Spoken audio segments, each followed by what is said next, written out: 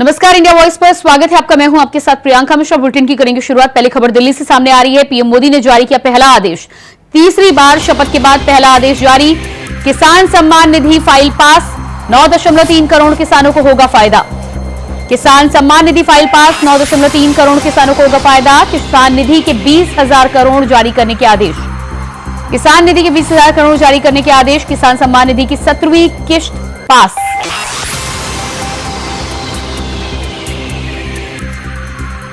तीसरी बार शपथ के बाद पहला आदेश जारी।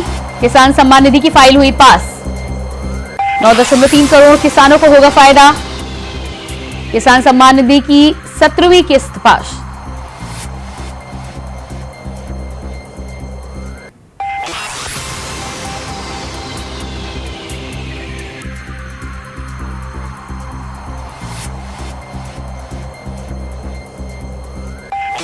और इसी खबर पर हमारे साथ दिल्ली से संवाददाता सादिक खान लाइव जुड़ चुके हैं। जी सादिक, जिस तरह से प्रधानमंत्री नरेंद्र मोदी ने तीसरी बार शपथ लेने के साथ ही साथ कामकाज की शुरुआत कर दी है, पहली फाइल किसान सम्मान निधि की पास कर दी है, क्या कुछ पूरी जानकारी है और कब से ये किश्त किसानों को जारी होनी शुरू हो जाएगी? जी बिल्कुल प्रियंका, जिस तरह से प्रधानमंत्री ने कल प्रधानमंत्री के तौर पर तीसरी बार शपथ ली है, उसके बाद से ही प्रधानमंत्री फुल एक्शन मोड में नजर आ रहे हैं। आज प्रधानमंत्री पीएमओ कार्यालय सुबह पहुंचे, जहां पहुंचते ही प्रधानमंत्री ने किसान निधि की जो फाइल थी उस पर साइन किया है। साथ ही में प्रियंका आपको बता दूं कि इस किसान निधि जो फाइल है जिसको आज प्रधानमंत्री ने जिस पर साइन किए हैं, इससे किसानों को बड़ा लाभ मिलने जा रहा है। लगभग 9 करोड़ से ज्यादा किसानों को 20,000 करोड़ रुपए का लाभ मिलने जा रहा है। ये मोदी सरकार का बड़ा फैसला है किसानों के हक में। जी प्रियंका। जी बिल्कुल, तो किसानों के हक में बड़ा फैसला सामने आया है। सबसे पहले किसानों को लेकर फाइल पास की गई है। कहीं ना कहीं संदेश देने की कोशिश की गई है कि जिस तरह से पिछली सरकार में नाराजगी थी, क्या अब उसे दूर करने के लिए मोदी सरकार डैमेज कंट्रोल और काम करने शुरू करेगी? बिल्कुल प्रियंका, जिस तरह से आपने पहले भी देखा कि किसानों की नाराजगी साफ तौर पर नजर आ रही थी, लेकिन प्रधानमंत्री ने बहुत बड़ा संदेश दिया है कि सबसे पहले प्रधानमंत्री शपथ लेने के बाद पीएमओ पहुंचे और किसानों के लिए प्रधानमंत्री ने ये बड़ा फैसला लिया है। खास तौर पर कहीं ना कहीं इस फैसले के बाद किसान एक तरफा खुश नजर आएंगे। जी प्रियंका। जी बिल्कुल, तो जिस तरह से पहली फाइल पास हुई है, 17वीं किश्त जारी हो रही है किसान सम्मान निधि की, इस फैसले के बाद क्या किसानों की तरफ से या किसान नेताओं की तरफ से किसी तरह की कोई प्रतिक्रिया या बयान सामने आया है? बिल्कुल प्रियंका, जिस तरह से अब से कुछ देर पहले ही प्रधानमंत्री ने ये फैसला सुनाया है, जो किसान निधि की जो फाइल थी उस पर प्रधानमंत्री ने साइन किए हैं। अब नेताओं के धीरे धीरे रिएक्शन शुरू हो जाएंगे, क्योंकि अभी भी हम किसान के नेताओं से भी बातचीत करेंगे, लेकिन प्रधानमंत्री का ये किसानों के हक में बहुत बड़ा फैसला है। जी बिल्कुल, पिछली सरकार में जिस तरह से देखा कि एमएसपी पर लेकर किसानों और सरकार के बीच में गतिरोध और लगातार विरोध देखने को मिल रहा था किसानों के द्वारा भी, और सरकार भी अपनी बात पर अड़ी हुई थी। अब क्योंकि गठबंधन की सरकार है और तमाम ऐसे नेता हैं जो किसानों के हक में हमेशा से बात करते आए हैं, तो क्या ऐसा माना जा सकता है कि तीसरी सरकार प्रधानमंत्री नरेंद्र मोदी की जो होगी उसमें किसानों को लेकर एक बार फिर से फैसले निकल कर सामने आ सकते हैं और एमएसपी को लेकर किसानों की जो उम्मीदें हैं उन उम्मीदों को कुछ हवा मिल सकती है आने वाले समय में? बिल्कुल, जिस तरह से प्रियंका लगातार पिछली बार भी जो विरोध चला था एमएसपी को लेकर, लेकिन इस सरकार में जो एनडीए के जो सहयोगी दल हैं, जयंत चौधरी जो पश्चिमी उत्तर प्रदेश से आते हैं, किसान नेता हैं, तो साफ तौर पर जयंत चौधरी ने भी राज्य मंत्री संतन प्रभार की कल शपथ ली है। तो माना जा रहा है कि इस सरकार में किसानों के हक में कई और बड़े फैसले भी हो सकते हैं। जी बिल्कुल, तो किसानों को लेकर पहली फाइल पास होने के साथ ही साथ अब आगे कामकाज को लेकर जिस तरह से आज कैबिनेट की बैठक भी रखी गई है, आगे आने वाले 100 दिनों का हिसाब किताब और फ्यूचर प्लान्स को लेकर चर्चा होगी। बैठक को लेकर क्या कुछ जानकारी है, कब से शुरू होगी बैठक? जी प्रियंका, बिल्कुल, जो नए मंत्रिमंडल के जो सदस्य हैं उनके पहुंचने का सिलसिला जारी हो चुका है। 12 बजे के बाद प्रधानमंत्री जो नए मंत्रिमंडल के जो सदस्य हैं उनके साथ बैठक करेंगे। साफ तौर पर प्रधानमंत्री ने पहले ही साफ किया था कि शपथ लेते ही जितने उनके मंत्री हैं वो काम काज शुरू कर दें। आज साफ तौर पर प्रधानमंत्री ने खुद ये बड़ा संदेश दिया कि प्रधानमंत्री सुबह ही पीएमओ पहुंचकर एक इतने बड़े किसान को लेकर जो फैसला है उस फाइल को प्रधानमंत्री ने साइन किया। तो इस बैठक में भी साफ है कि प्रधानमंत्री आने वाले 100 दिनों में जो पूरा रोड मैप प्रधानमंत्री ने पहले बनाया था उस पर प्रधानमंत्री के जितने मंत्रिमंडल के सदस्य हैं वो काम करते हुए नजर आएंगे। साथ ही प्रियंका जो विकसित भारत का जो प्रधानमंत्री ने पहले ही कहा था, उसको भी धरातल पर उतारने का भी इस सरकार के जो सदस्य हैं मंत्रिमंडल के, वो नजर आएंगे इस पर पूरा अमली जामा पहनाते हुए। जी प्रियंका जी बिल्कुल, गठबंधन की सरकार में जिस तरह से 70 से अधिक जंबो कैबिनेट में मंत्रियों ने शपथ ली है और भारी संख्या में मंत्री इस बार सरकार में लाए गए हैं, तीसरे कार्यकाल को लेकर पहले ही प्रधानमंत्री नरेंद्र मोदी के द्वारा कहा जा रहा था कि बड़ा कार्यकाल होने वाला है, क्या कुछ उम्मीदें की जा सकती हैं? जी बिल्कुल, साफ तौर पर जिस तरह से ये गठबंधन की सरकार है, पहली सरकार और इस वाली सरकार में प्रियंका जमीन आसमान का अंतर है, क्योंकि कुछ सीटों को और भारतीय जनता पार्टी को भी नुकसान हुआ था। इस बार जो सहयोगी दल हैं वो इस सरकार में पूरी तरह से मजबूती के साथ नजर आ रहे हैं। तो साफ तौर पर अभी जो नजरें गड़ी हुई हैं, जो मंत्रियों ने शपथ ली है, उनके मंत्रालय जो विभाग हैं उसके बंटने के बाद ही साफ हो पाएगा कि आखिर क्या जो मंत्रियों को विभाग मिल रहे हैं, उसके बाद ही ये क्लियर होगा कि किस डिपार्टमेंट के जो मंत्री बने हैं वो किस तरह से काम करेंगे, किसके लिए काम करेंगे। तो उस पर सबकी नजरें गड़ी हुई हैं। किसी भी समय जो मंत्रालय जो विभाग बंटने हैं उसकी सूची जारी हो सकती है। जी जी बिल्कुल, तो सूची जारी हो सकती है। जिस तरह से गठबंधन से पहले टीडीपी को लेकर खबरें निकलकर सामने आ रही थी कि कुछ मंत्रालयों की मांग की है, हालांकि इस बात का खंडन प्रधानमंत्री की तरफ से और नेताओं की तरफ से भी किया गया था, लेकिन अब क्योंकि बंटवारे और विभागों के बंटवारे का समय नजदीक आ चुका है, सामंजस्य को लेकर क्या कुछ कहना चाहेंगे? अभी तक जो स्थितियां या जो भी देखने को मिली है तस्वीर, सामंजस्य क्या बरकरार है या कहीं ना कहीं थोड़ा बहुत मनमुटाव की शुरुआत हुई है, जिस तरह से एनसीपी के प्रफुल्ल पटेल ने राज्य मंत्री पद को लेने से इनकार किया है? जी प्रियंका, जिस तरह से पहले खबरें आई थी, जेडीयू एनसीपी जितने भी जो सहयोगी दल थे, तो उनकी तरफ से ये आया था कि वो जो डिमांड कर रहे थे मंत्रालयों की, बड़े अहम मंत्रालयों की, लेकिन साफ तौर पर भारतीय जनता पार्टी और प्रधानमंत्री की तरफ से भी क्लियर हो गया था कि जो अहम मंत्रालय हैं वो भारतीय जनता पार्टी अपने पास रखेगी। जो सहयोगी दल के नेताओं के बाद में भी बयान आए थे, तो उन्होंने भी साफ तौर पर इसका खंडन किया था कि उनकी तरफ से ऐसी कोई डिमांड नहीं की जा रही। लेकिन एनसीपी का जो आपने साफ तौर पर बयान देखा कि उसके बाद कहीं ना कहीं थोड़ा मनमुटाव जरूर है, लेकिन अब जो ये बंटवारे होने हैं उसके बाद ही देखा जाएगा कि आखिर किस बड़े नेता को कौन सा मंत्रालय दिया जाएगा। लेकिन प्रियंका, ये बात बिल्कुल साफ है, जो 5 अहम मंत्रालय हैं, जैसे गृह मंत्रालय, रक्षा मंत्रालय, वित्त मंत्रालय सहित जो अहम मंत्रालय है वो भारतीय जनता पार्टी अपने पास ही रखेगी। जी बिल्कुल, सादिक, इस तमाम जानकारी के लिए बहुत शुक्रिया, आप बने रहिए हमारे साथ। तो किसान सम्मान निधि की पहली फाइल पीएम मोदी ने अपने कार्यकाल, तीसरे कार्यकाल की शुरुआत करते हुए पास की। 9.3 करोड़ किसानों को इस फाइल के पास होने से होगा फायदा। 17वीं किश्त किसान सम्मान निधि की इस फैसले के पास होते ही जारी हो जाएगी।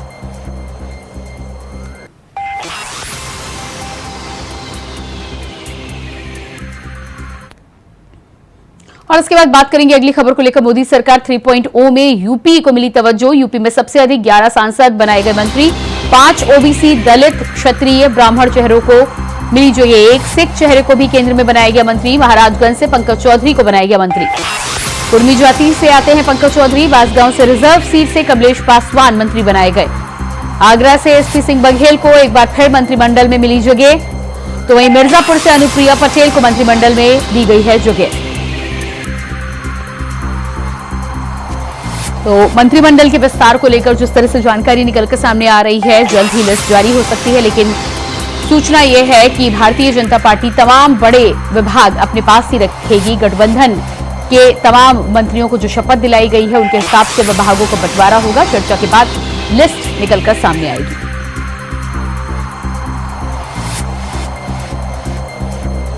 कुछ ही देर में होगा विभागों का बंटवारा। जंबो कैबिनेट के साथ मोदी सरकार 3.0 की शुरुआत।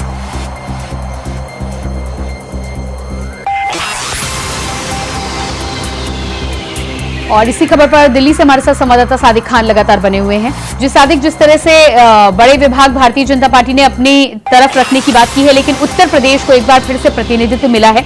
हालांकि भारतीय जनता पार्टी की बात की जाए तो उत्तर प्रदेश में करारी हार का सामना करना पड़ा है भारतीय जनता पार्टी को भारी सीटों पर, लेकिन उसके बावजूद भी 11 मंत्री उत्तर प्रदेश से एक बार फिर से मोदी कैबिनेट में शामिल हुए हैं।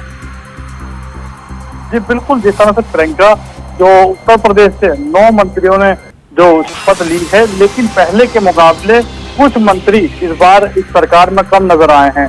खासतौर पर कुछ 4 नए चेहरों को उत्तर प्रदेश में जगह दी गई है, लेकिन सबसे जो अहम नाम है वो पश्चिम उत्तर प्रदेश से रालोद के प्रमुख जयंत चौधरी का है, जिन्होंने कल ही राज्य मंत्री संतन प्रभार की शपथ ली है। तो साफ तौर पर अभी पूरी तरह से सभी की नजरें इसी पर गड़ी हुई हैं कि आखिर किस नेता को कौन सा मंत्रालय मिलेगा। लेकिन कहीं ना कहीं अगर नेताओं के दिल की बात की जाए तो हर किसी नेता की यही उम्मीद होती है कि वो यही सोचते हैं कि हमें अच्छे से अच्छा विभाग मिले।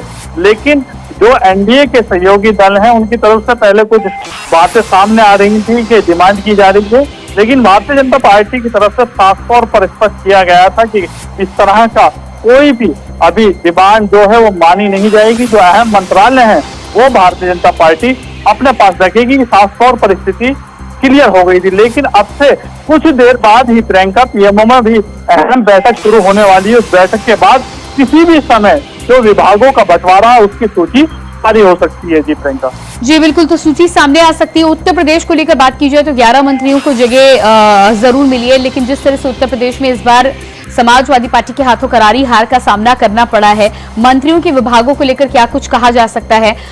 कितने अहम विभाग उत्तर प्रदेश के मंत्रियों के द्वारा प्रतिनिधित्व सामने आ सकता है?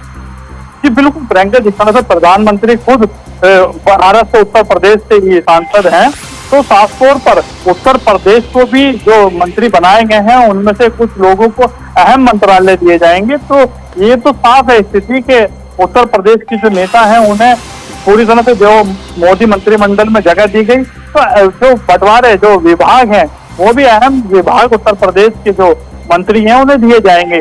ये स्थिति अभी कहना जल्दी होगा कि किसको कौन सा मंत्रालय मिल रहा है।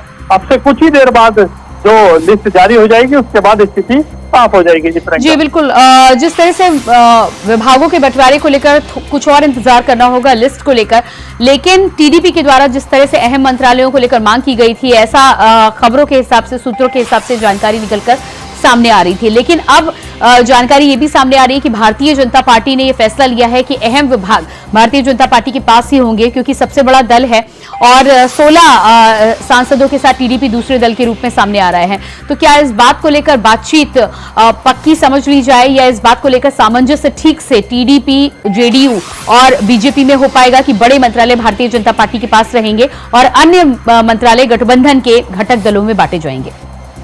जी प्रियंका, जिस तरह से पहले जो बात आई थी कि कुछ डिमांड रखी जा रही है, लेकिन भाजपा के जो बड़े लीडर हैं उन्होंने साफ तौर पर क्लियर कर दिया था कि जो अहम मंत्रालय भाजपा अपने पास रखेगी। हमें भी जो सूत्रों के अनुसार जो पता चला है कि जो 5 बड़े मंत्रालय हैं, गृह मंत्रालय, रक्षा मंत्रालय, वित्त मंत्रालय, रेल मंत्रालय, विदेश मंत्रालय, ये मंत्रालय भाजपा अपने पास ही रखेगी। अब देखना यह होगा कि जो एनडीए के जो सहयोगी दल हैं उनको तो कौन सा डिपार्टमेंट दिया जाएगा। लेकिन ये स्थिति अब साफ है क्योंकि शपथ हो चुकी है मंत्री पद की, सभी जो सहयोगी दलों को पूरा सम्मान दिया गया है। लेकिन अब देखना यह होगा कि किसको कौन सा मंत्रालय मिलेगा और सरकार आखिर किस तरह से साथ में मिलजुल कर चलती हुई नजर आएगी। जी बिल्कुल सादिक, इस जानकारी के लिए बहुत शुक्रिया आपका। और इसके बाद बात करेंगे अगली खबर को लेकर। मोदी सरकार 3.0 में यूपी को मिली तवज्जो। यूपी में सबसे अधिक 11 सांसद बनाए गए मंत्री, 5 ओबीसी, दलित, क्षत्रिय, ब्राह्मण चेहरों को जगह, तो वहीं एक सिख चेहरे को भी केंद्र में बनाया गया मंत्री। महाराजगंज से पंकज चौधरी को बनाया गया मंत्री, तो वहीं कुर्मी जाति से आते हैं पंकज चौधरी। बांसगांव रिजर्व सीट से कमलेश पासवान भी मंत्री बनाए गए। आगरा से एसपी सिंह बघेल को फिर मिली मंत्रिमंडल में जगह, तो वहीं मिर्जापुर से अनुप्रिया पटेल को मंत्रिमंडल में मिली जगह। 5 ओबीसी, दलित, क्षत्रिय, ब्राह्मण चेहरों को जगह। मिर्जापुर से अनुप्रिया पटेल को मंत्रिमंडल में मिली जगह। एक सिख चेहरे को भी केंद्र में बनाया गया मंत्री।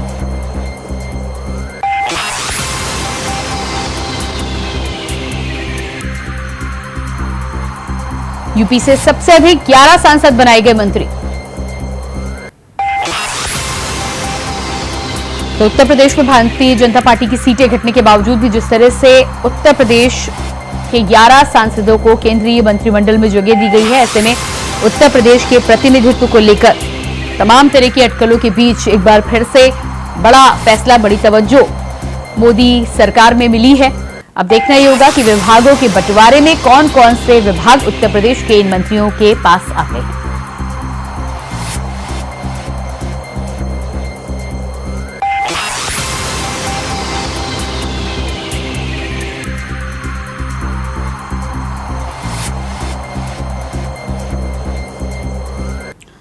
और इसी खबर पर हमारे साथ लखनऊ से ब्यूरो चीफ प्रियम पाठक जुड़ चुके हैं। जी प्रियम, जिस तरह से उत्तर प्रदेश को लेकर 11 मंत्रियों को केंद्रीय मंत्रिमंडल में जगह दी गई है और उत्तर प्रदेश में स्थिति की बात करें तो लोकसभा चुनाव में समाजवादी पार्टी के हाथों कई सीटों पर हार का सामना करना पड़ा था। उसके बावजूद भी केंद्रीय मंत्रिमंडल में जिस तरह की तवज्जो दी गई है उससे क्या अंदाजा लगाया जा सकता है और खास इसके अलावा विभागों के बंटवारे को लेकर क्या उम्मीद की जा रही है? बिल्कुल प्रियंका, देखिए मोदी सरकार 3.0 के जो है वो शपथ ग्रहण समारोह हो चुका है और उनके साथ में उनके जो मंत्री हैं, सहयोगी जो रहने वाले हैं, उन्होंने भी शपथ ली है और उसमें उत्तर प्रदेश के सबसे अधिक हैं। 11 चेहरे उत्तर प्रदेश से हैं जो मोदी मंत्रिमंडल में शामिल हुए हैं, जिसमें 4 नए चेहरे हैं, 7 जो पिछली बार थे उनको जगह दी गई है। और जो नए 4 चेहरे हैं अगर उनकी आप बात करेंगे तो जयंत चौधरी हैं, आरएलडी से आते हैं, इस बार एनडीए में शामिल हुए थे तो उनको उसमें शामिल किया गया है। इसके अलावा जो अगर आप देखें तो पीलीभीत से जो है वो जो जीत के आए हैं उनको उसमें जगह दी गई है। तो ये कहीं ना कहीं कह सकते हैं कि सभी जो जातीय समीकरणों की बात हो चाहे क्षेत्रीय समीकरणों की बात हो, उन सबको जो है पूरी तरीके से साधा गया है। जितेंद्र प्रसाद हैं, कमलेश पासवान हैं, इसके अलावा पंकज चौधरी हैं, ये वो नए चेहरे हैं जिनको इस बार मोदी मंत्रिमंडल में जो है वो शामिल किया गया है। इसके अलावा जो पहले थे उत्तर प्रदेश से, चाहे वो राजनाथ सिंह की बात हो चाहे खुद प्रधानमंत्री चूंकि वाराणसी से आते हैं, हरदीप सिंह पुरी राज्यसभा से उत्तर प्रदेश के जाते हैं, तो कहीं ना कहीं उन चेहरों को भी रिपीट किया गया और हर एक चीज में, हर एक चेहरे में हर एक समीकरण को साधा गया है। क्षेत्रीय समीकरणों को लेकर हो, चाहे पूर्वांचल की बात हो, चाहे पश्चिम की बात हो या फिर बुंदेलखंड की बात हो, अवध की बात हो, सभी जगह पर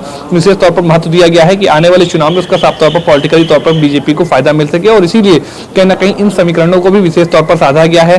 5 ओबीसी जो मंत्री हैं वो उत्तर प्रदेश से शामिल हुए हैं, तो ये कहीं ना कहीं अपने आप में इस बात को बताता है कि क्या बीजेपी की सदी हुई रणनीति है और किस रणनीति के तहत बीजेपी जो है वो अब आने वाले समय में चुनावों में मैदान में जाएगी। बीएल वर्मा है, पिछली बार भी मंत्री थे, बदायूं से आते हैं, उजानी से राज्यसभा के जरिए जो है उनको भेजा गया है, तो पिछली बार भी वो शामिल थे, इस बार भी हैं। तो कहीं ना कहीं हर एक समीकरणों को साधने की जो कह सकते हैं पूरी कोशिश जो है वो संगठन की तरफ से करी गई है। और इन नए शहरों में अगर आप देखेंगे तो उत्तर प्रदेश का हालांकि प्रतिनिधित्व घटा है पिछले मुकाबले से अगर इस बार देखेंगे, क्योंकि पिछली बार 15 सदस्य थे उत्तर प्रदेश से जो मोदी मंत्रिमंडल में शामिल थे, लेकिन इस बार केवल 11 रह गए हैं और इन 11 में जो है 7 पुराने हैं, 4 नए चेहरों को जगह दी गई है। तो कहीं ना कहीं जिस तरीके से कह सकते हैं उत्तर प्रदेश की परफॉर्मेंस घटी है, उसी तरीके से सदस्यों की संख्या में भी जो कमी है वो देखने को मिल रही है। लेकिन अन्य राज्यों के मुकाबले अगर आप देखें, चूंकि उत्तर प्रदेश में सीटें भी सबसे अधिक हैं, प्रदेश भी काफी बड़ा है, तो ऐसे में उस लिहाज से अगर आप देखें तो मंत्रिमंडल जो का गठन कल हुआ है उसमें जो कह सकते हैं जो संख्या है वो उत्तर प्रदेश की अधिक आपको नजर आएगी। जी बिल्कुल, तो उत्तर प्रदेश की संख्या अधिक नजर आएगी। पिछली बार की अपेक्षा इस बार देखा जाए तो सीटों में भारी अंतर है, 62 के मुकाबले 33 इस बार सीटें समट कर रह गई हैं। ऐसे में 11 मंत्रियों को जगह मिली है। प्रधानमंत्री बनने के बाद पहला फैसला जिस तरह से पीएम मोदी ने पास किया है, किसान सम्मान निधि को जारी किया है और पहला फैसला होने के साथ ही साथ क्या इसे एक संदेश भी समझा जाए कि किसानों को लेकर जो नाराजगी अभी तक सरकार में रही है उसको दूर करने की शुरुआत यहां से की जाएगी और इस सरकार में देखा जा सकता है कि अभी तक सरकारों के द्वारा किसानों में जो नाराजगी है उसे डैमेज कंट्रोल करके और नए और बड़े फैसले लेकर कहीं ना कहीं दूर करने का प्रयास किया जाए आने वाले समय में।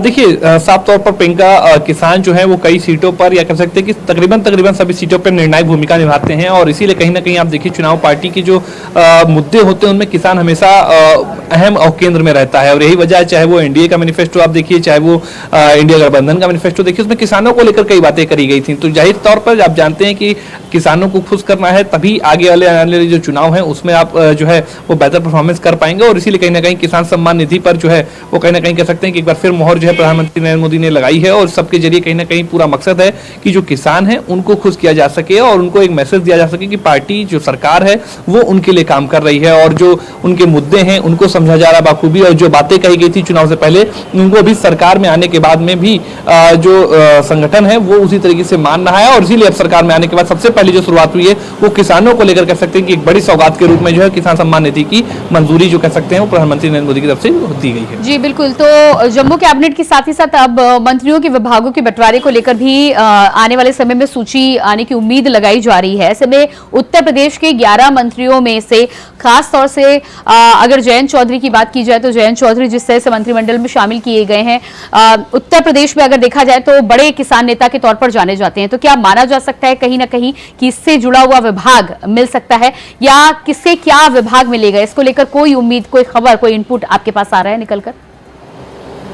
देखिए अभी इस तरीके की कोई जानकारी निकल के साझा नहीं है। हालांकि इस बात को जरूर कहा जा रहा है कि आज शाम तक जो है वो सूची जारी कर दी जाएगी कि किस मंत्री को कौन सा विभाग दिया गया है और किसको क्या जिम्मेदारी दी गई है। लेकिन अभी फिलहाल कह सकते हैं कि किसको क्या मिल रहा है ये कहना थोड़ा सा मुश्किल होगा।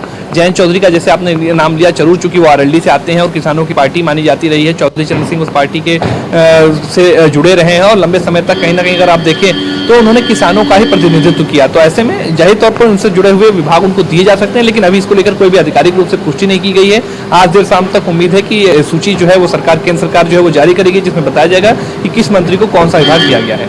जी बिल्कुल, तो तमाम एनडीए के घटक दल अलग अलग रहे हैं, उनके हिसाब से मंत्रालय उत्तर प्रदेश में भी मिला है। पिछली सरकारों में कुछ ऐसे सहयोगी रहे हैं जो इस बार जिनको मंत्रिमंडल में जगह नहीं भी मिली है, उनको लेकर क्या कुछ कहना है कि आगे आने वाले समय में एनडीए के लिए ये भी एक सरदर्द हो सकता है? देखिए साफ तौर पर कहीं ना कहीं चूंकि अब आप फुल मेजोरिटी के साथ में नहीं है, दूसरे सहयोगी दलों के साथ में, तो ऐसे में तो कुछ नाराजगियां जरूर देखने को मिल सकती हैं। लेकिन इस कंडीशन में भी एनडीए नहीं है कि कहीं ना कहीं सब उसको बहुत ज्यादा उस पर प्रेशर क्रिएट कर सके। हालांकि प्रेशर क्रिएट करने की राजनीति जरूर कहीं ना कहीं देखने को मिली और वो हमने देखा कि किस तरीके से जो अन्य जो सहयोगी दल हैं उन्होंने नाराजगी दिखाई है। लेकिन इसके अलावा भी अगर आप देखें तो उत्तर प्रदेश के अंदर लिहाज से अगर आप बात करेंगे तो देखिए यहाँ पर अनुप्रिया पटेल जो है वो जाती हैं, अपना दल के साथ में एनडीए में शामिल है और मुख्य पार्टी के तौर पर है, तो ऐसे में उनको जो है मंत्रिमंडल में शामिल किया गया है। अन्य जो दल उनके साथ में आए थे, चाहे सुबसपा हो, चाहे फिर इसके अलावा संजय निषाद हो, तो ये वो सारी पार्टियां हैं जो कहीं उनको मौका जरूर दिया गया, लेकिन वो कुछ ऐसा करके नहीं दिखा पाया। उनके जो कैंडिडेट थे वो चुनाव नहीं जीते, तो कहीं ना कहीं वो उस पोजीशन में नहीं है कि वो वहां पर ऐसा दबाव बना सके कि उनको जो है वो जगह क्यों नहीं दी गई है। अपना दल ने एक सीट जरूर जीती है और उसके इनाम के तौर पर कह सकते हैं कि अनुप्रिया पटेल को जो है वो मोदी मंत्रिमंडल में शामिल किया गया है। जी बिल्कुल प्रियम, इस जानकारी के लिए बहुत शुक्रिया आपका।